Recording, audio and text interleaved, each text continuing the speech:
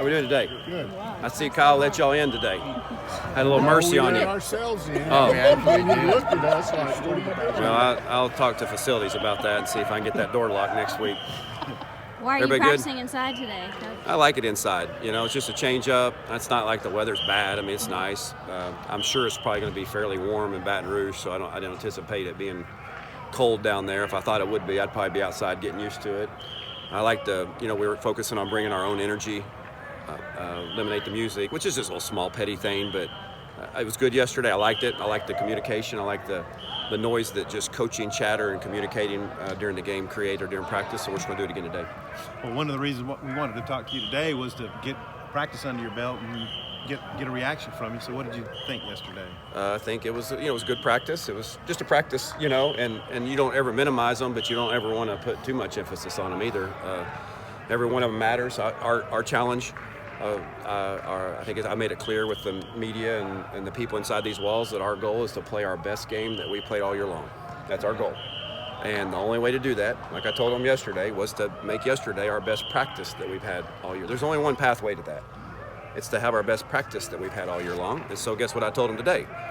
Today we need to have our best practice that we've had all year long in order to play our best when we go to Baton Rouge. So that's really how we approach it. Are you guys focusing on fundamentals this week? Or A little bit of both. Fundamentals, always. Natural progression this late in the year is the fundamentals to a degree are the fundamentals. What's instilled in them at this point is you want to put polish on those. We're emphasizing introduction to LSU, and we're also emphasizing going good versus good to get speed, and that will be a bigger emphasis for us next week and game week to do more good versus good, simulating the looks that we'll see versus LSU. So do you sense a renewed energy with this team? I do, but we've also had a few days off, and it's a bye week, and we're practicing a little bit shorter, so some of those things are going to happen naturally. The real tell and the real test will be when we get in the game next week on Saturday. Bumper Pools in a yellow jersey yesterday. I mean, you looking for him to play? I think he'll be fine. The open date will do him well. Woody, what happened to him? He's just nursing a little bit of a regular muscle injury, and I think we thought it was wise to him to rest and recover this week. What did you see out of the quarterbacks yesterday? I saw a lot of them. I saw a lot of them getting out there and running around and throwing the ball, and I know you guys all want to talk about that. Just so you guys know, I think we have a pretty clear direction on what we anticipate doing in that game, but it's going to be to our advantage to not divulge that. Just keep that in-house and go from there. I know most of you guys are, my son asked me that this morning at the breakfast table, so you're not alone. He wanted to know who was going to be the quarterback, and we certainly have an idea of how we're progressing to that. It's not locked. It's not dialed in completely, but we'll have that more finite on Sunday. You could announce Jack Lindsay as a starter and further confuse SMU. Well, that would probably empty the roster at that point. And let me tell you, Jack. And Jack's done a great job in his role for us this year. And Jack's got some really nice qualities as a quarterback, and he actually worked in there a little bit yesterday, made a couple nice throws, and so who knows how this thing's going to progress, down the road these next few weeks. How have the tight ends been doing without CJ and just trying to step up their contribution? They've been doing all right. They're focused. They're mature. That's one thing I like about them. Hayden Johnson, Grayson Gunner, Chase Harrell, Blake Kern. I got an old room, and they've been a really good influence on Hudson. And it's that maturity has allowed me to not that I'm not focusing on them, because I am certainly, but as we ease into the game plan, they're very familiar with the things that we're doing at this point. And so far it's been really good. And I've leaned on them. That's one of the things, the advantage of having that relationship with those guys. I've leaned on them a little bit to give me just the pulse. I feel like I got the pulse, but there's 120 guys on this team, and I'm certainly leaning on those guys that I have those strong relationships with to keep me really in tune with the heartbeat of this team. Do you anticipate Kirby Adcock being ready to go? That's a good question. I don't know that. He may be a little bit out. If we played Saturday, I'd say no.